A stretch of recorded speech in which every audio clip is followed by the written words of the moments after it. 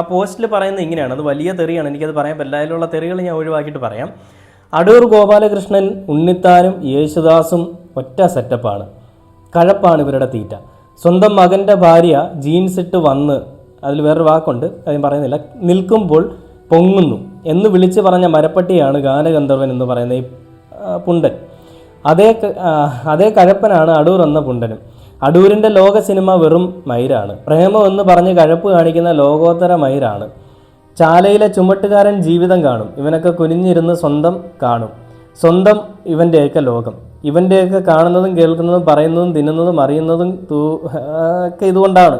അടൂരെ നിനക്ക് വാലുണ്ടേലും ഇല്ലേലും വിനായകൻ മയിരാണ്. ഇത് കാണുമ്പോൾ നമുക്ക് മനസ്സിലാവും വിനായകൻ മാസ് ആവാൻ നോക്കിയതാണ്, പവർ ആവാൻ നോക്കിയതാണ്, എന്നിട്ട് ഒരു കുന്തം ആവാതെ പോയി എന്നുള്ളൊരു അവസ്ഥയാണ് നമ്മൾ കാണുന്നത്. അപ്പോൾ വിനായകൻ്റെ ഈ ഒരു പരാമർശത്തിൽ വിനായകൻ മുന്നോട്ട് വെക്കുന്നതെന്ന് പറഞ്ഞാൽ, അതായത് ഈ അടൂർ ഗോപാലകൃഷ്ണനും യേശുദാസും ഒക്കെ